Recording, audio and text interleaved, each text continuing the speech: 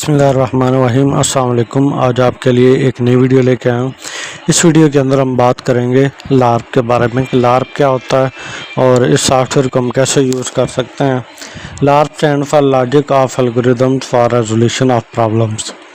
It is a fun and interactive way to learn how algorithm work by actually running them and seeing the result.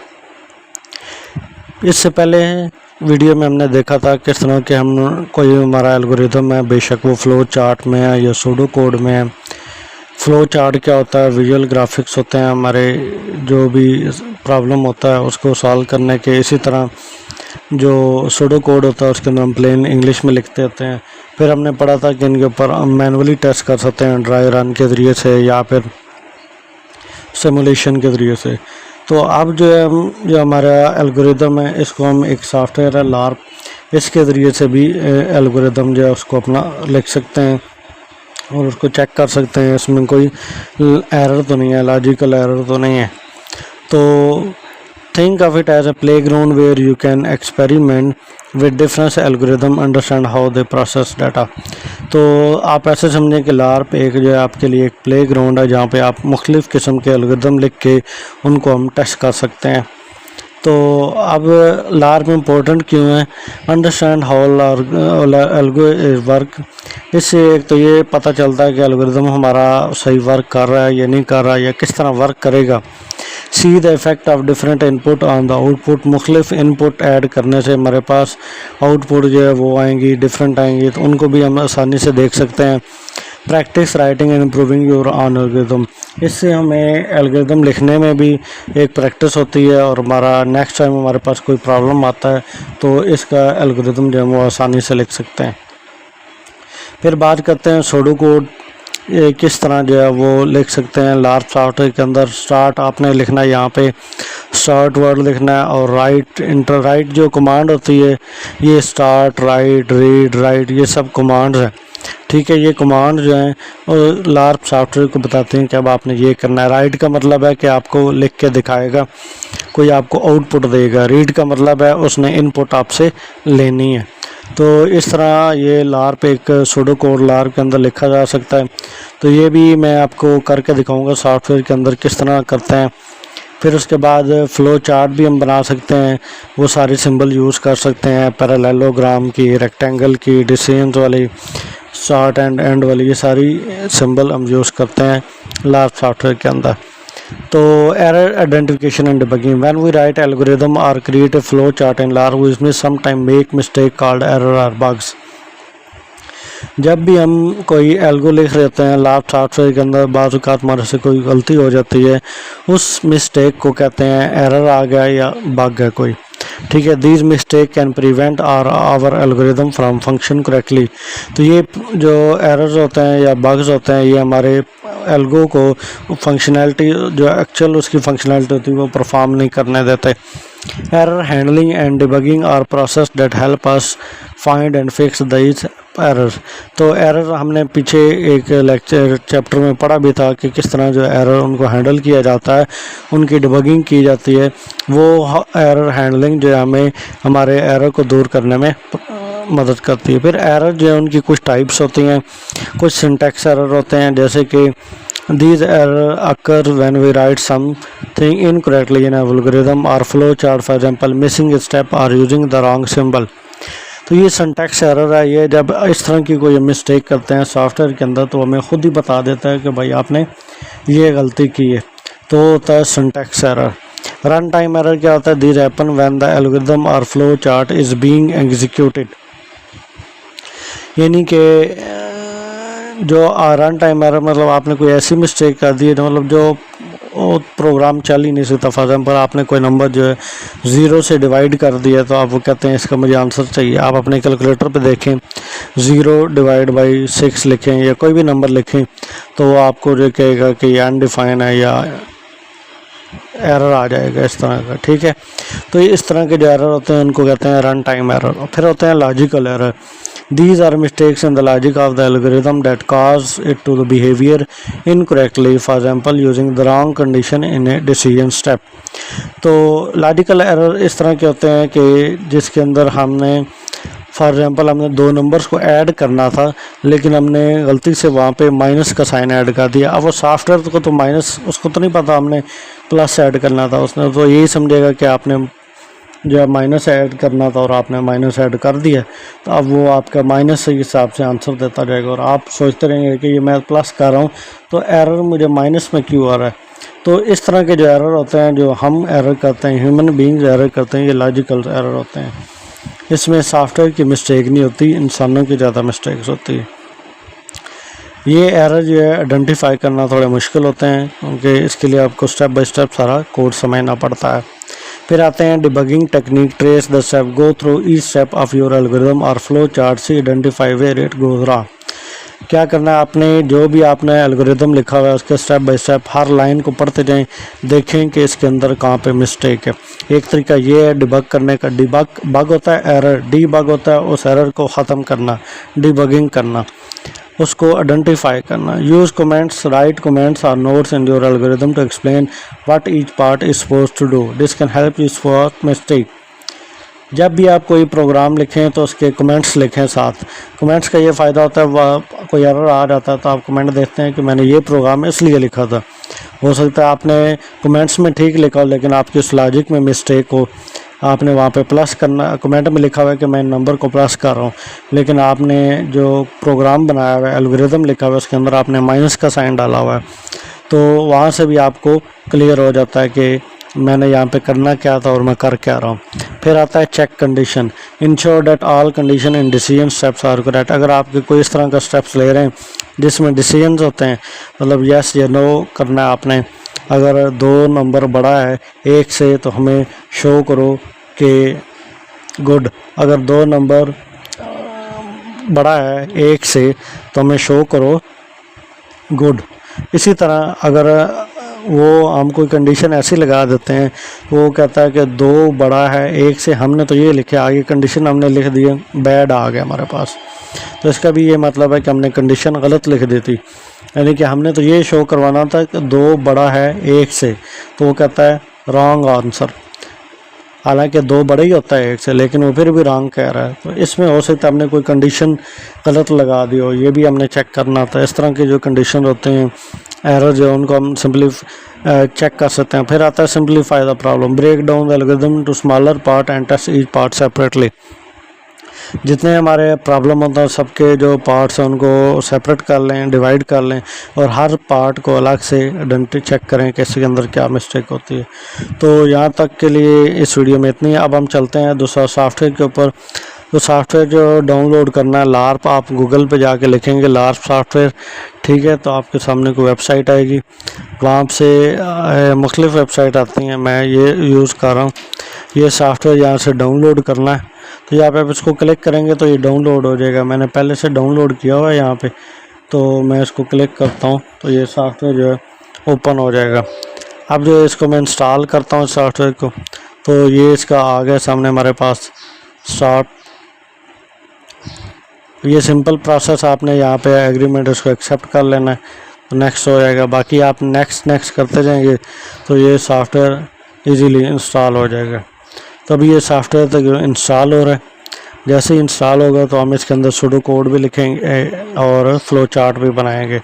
तो इसकी installation complete हो गई है। अब जाते हैं इस सॉफ्टवेयर के अंदर और यहाँ पे ये आ गया होगा लार्प सॉफ्टवेयर, ठीक है, ये नहीं आ रहा, वो नहीं आ रहा, ये आ गया, ठीक है। सर्च करते हैं यहाँ पे, ये लार्प सॉफ्टवेयर आ गया, इसको ओपन किया हमने।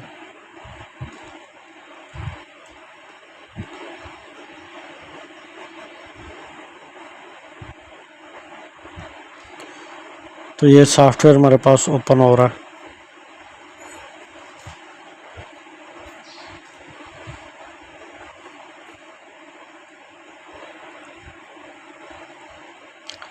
इसको क्लोज कर देते हैं। अच्छा, ये कुछ इस तरह का जब सॉफ्टवेयर इंस्टॉल हो जाता है उसको ओपन करते हैं तो ऐसे शो होता है। सबने अपने फाइल में जाना, न्यू क्लिक करना। यहाँ पे आपसे पूछ रहा है कि आपने सुडो कोड लिखना है या फ्लो चार्ट बनाना है। तो सबसे पहले हम सुडो कोड लिखते हैं, तो सूडो कोड जैसे कि हमने पढ़ा था कि ये स्टार्ट, इसके लिए जब एल्गोरिदम हम सूडो कोड में लिखते हैं तो पहली स्टेटमेंट होती है स्टार्ट और आखिरी स्टेटमेंट होती है एंड। ये कीवर्ड लिखेंगे तो हमें पता चलता है कि हमारा सॉफ्टवेयर जो है वो स्टार्ट हो गया। अब जैसे कि ये देखें, हमने यहाँ पे एक लिखा था सूडो कोड लिखा था कि चेक करने के 2 नंबर जो है उनको सम करना है। तो किस तरह सम होगा उसके लिए ये लिखेंगे। सबसे पहले सॉफ्टवेयर में जाते हैं, यहाँ पे स्टार्ट तो पहले लिखा है, उसके बाद लिखते हैं राइट फर्स्ट नंबर। ठीक है, फर्स्ट नंबर लिखेंगे। उसके बाद यहाँ पे हमने क्या लिखा है, रीड नंबर 1। ठीक है, रीड नंबर 1 ये हमारा फर्स्ट नंबर है। फिर इसी तरह राइट का मतलब है कि आउटपुट दिखाते हैं, रीड का मतलब है इनपुट लेनी है। ठीक है, राइट दोबारा लिखेंगे, right second number, read number 2। इस तरह हमने क्या किया, सॉफ्टवेयर को बताया कि पहले आपने एक लाइन दिखानी है, उसको कहेंगे इंटर फर्स्ट नंबर। वो पहला नंबर इंटर करेगा, फिर आप उसको रीड कर लेगा, फिर वो आपको नई इंस्ट्रक्शन देगा, आपको कहेगा इंटर सेकंड नंबर। आपने सेकंड नंबर इंटर करना है, फिर वो उस नंबर को रीड कर लेगा। जैसे उस नंबर को रीड कर लेगा तो उसके बाद क्या होगा, आपने ये स्टेटमेंट लिखनी है, sum is equal to number 1 plus number 2। Sum number 1 plus number 2 ये लिख के उसके बाद आपने राइट द सम,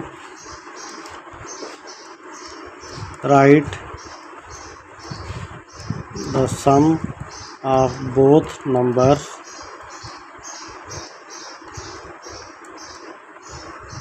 आगे आपने वो वेरिएबल लिख देना सम। यहाँ पे आप इज इक्वल का साइन भी डाल लेंगे, sum is equal to number 1 plus number 2। तो यहाँ पे ये इसका सम दिखा देगा, उसके बाद ये एंड हो जाएगा। तो ये इसके इस तरह हम जो सूडो कोड लिख सकते हैं लार्ज पार्ट के अंदर। अब हम इसको एग्जीक्यूट करते हैं कि चल रहा है या नहीं चल रहा। देखें कह रहा है कि इंटर फर्स्ट नंबर। यहाँ पे जब हमने एग्जीक्यूट किया, इसको चलाया, तो ये कहता है कि यहाँ पे राइट फर्स्ट नंबर। तो उसने आपको कहा है कि इंटर फर्स्ट नंबर लिखें। राइट का मतलब होता है इनपुट लिख के दिखाओ। अब जैसे उसने हमें लिख के दिखाया ये इंटर फर्स्ट नंबर, तो यहाँ पे हम पहला नंबर ऐड करते हैं। फॉर एग्जांपल हम ऐड कर देते हैं 5, फिर इंटर प्रेस करते हैं। अब उसने नंबर रीड कर लिया, उसने अगली लाइन पे आ गया, उसने कहा कि राइट इंटर सेकंड नंबर। अब वो कह रहा है कि सेकंड नंबर इंटर करें। हम सेकंड नंबर ऐड कर देते हैं 6। अब दोनों नंबर ऐड हो गए, फिर इंटर ऐड करते हैं। तो उसने कहा है the sum of both number, ये वाली लाइन पर यहाँ पे उसने उसको सम कर लिया। यहाँ पे वो कह रहा है the sum of both number is equal to 11। हमने एक 5 ऐड किया था और 6 ऐड किया था, इन दोनों को उसने सम करके बता दिया कि किस तरह जो है ये कर सकते हैं हम। इसी तरह हम जो है इनका ये तो हमारा था सूडो कोड। इस तरह हम जो है एल्गोरिदम का सूडो कोड था, हम इसका फ्लो चार्ट भी बना सकते हैं। कैसे, यहाँ पे हमने सेलेक्ट किया हुआ था फ्लो चार्ट, इसका बनाते हैं। तो फ्लो चार्ट में जैसे कि आपको पता था स्टार्ट होता है, यहाँ पे हम इसको चेंज भी कर सकते हैं। इसको कह देते हैं कि हमने स्टार्ट करना है, क्या करना है, स्टार्ट करना है। राइट क्लिक करेंगे ट्रांसफॉर्म टू स्टार्ट, और इस पे राइट क्लिक करेंगे ट्रांसफॉर्म टू एंड। तो ये हो गया। अब सबसे पहले हमने क्या करना है कि री इनपुट लेनी थी। जैसे हमने यहाँ पे सॉफ्टवेयर के अंदर एक स्टेटमेंट लिखी थी इंटर फर्स्ट नंबर, इसी तरह यहाँ पे हम क्या करेंगे, उससे एक इनपुट लेते हैं। इनपुट के लिए हमने पढ़ा था कि हम पैरेललोग्राम यूज़ करते हैं। यहाँ पे इन पे लिख देते हैं इंटर फर्स्ट नंबर। ठीक है, तो सॉरी यहाँ पे लिखना inter first number.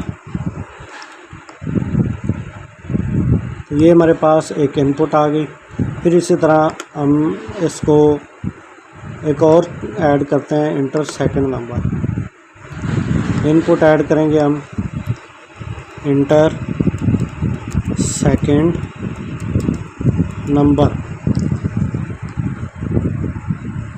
First number भी आ गया, इसको थोड़ा चेंज कर लेते हैं, first number inter second number, ठीक है। उसके बाद हमने क्या करना है, इसके ऊपर हमने एक ऑपरेशन करना है। तो प्रोसेस क्या होगा कि sum is equal to first number plus second number. तो ये उसी तरह वही हमारा सूडो कोड जो हमने लिखा था उसी के अब जो है वो हम फ्लो चार्ट बना रहे हैं। तो यहाँ पे उसके बाद एक और चीज़ ऐड करते हैं, उसको कहते हैं कि सम जो हमें डिस्प्ले भी करवा दें। तो सम जो है डिस्प्ले आउटपुट्स होता है, तो यहाँ पे आउटपुट में वो क्या करेगा कि हमें शो करवा देगा सम, ठीक है। तो इस तरह जो हम करवा सकते हैं, अपना जो बना सकते हैं, क्या कहते हैं उसको, फ़्लो चार्ट बना सकते हैं। ये हमारा स्टार्ट हो रहा है, हम फ़्लो चार्ट पता चल जाता है देख के कि यहाँ से स्टार्ट हो रहा है और यहाँ से एंड हो रहा है। ये इसने इनपुट लिए, फर्स्ट नंबर लिया, यहाँ पे इसने सेकंड नंबर लिया, यहाँ पे इसने इसके ऊपर प्रोसेसिंग की है। जब भी इनपुट या आउटपुट लेते हैं तो हम इस तरह का पैरेललोग्राम शो करते हैं। जब कोई प्रोसेस करना होता है तो हम ये यूज़ करते हैं, sum is equal to first number plus second number. तो यहाँ पे रीड सम कर लेगा। अब वैसे यहाँ पे हमारा फ्लो चार्ट कंप्लीट हो गया है। वैसे इसको एग्जीक्यूट करते हैं, चेक करते हैं एग्जीक्यूट होता है या नहीं होता। यहाँ पे उसने एक एरर दिया है, क्या एरर दिया है उसको पढ़ते हैं। मॉड्यूल अर्ली डू इट, ये इंस्ट्रक्शन नंबर इंटर। तो इस एरर की भी मुझे समझ नहीं आई, लेकिन आप दोबारा जो है ना इसको ट्राई कर सकते हैं। खुद तरीक़ाकार यही होता है, जो एरर आया आप इसको सर्च करें। तो इसी तरह जो हम जो है अपना कर सकते हैं सारी चीज़ें, फ़्लो चार्ट भी बना सकते हैं और सूडो कोड भी बना सकते हैं। अब ये देखें, ये फ़्लो चार्ट बनाया, इससे पहले हमने सूडो कोड बनाया। तो आज की वीडियो के लिए इतना ही। आपको समझ आ गई होगी किस तरह हम जो है लार्ज एरर जो आते हैं हमारे पास उनको हैंडल कर सकते हैं, और किस तरह एरर की टाइप्स क्या क्या होती हैं, लार्ज सॉफ्टवेयर को किस तरह यूज़ किया जा सकता है। ये सारी चीज़ें हमने देखी हैं। अगर आपको किसी चीज़ की समझ नहीं आई तो आप कमेंट सेक्शन के अंदर पूछ सकते हैं। वीडियो अच्छी लगी है तो लाइक करें। शुक्रिया, अल्लाह हाफ़िज़।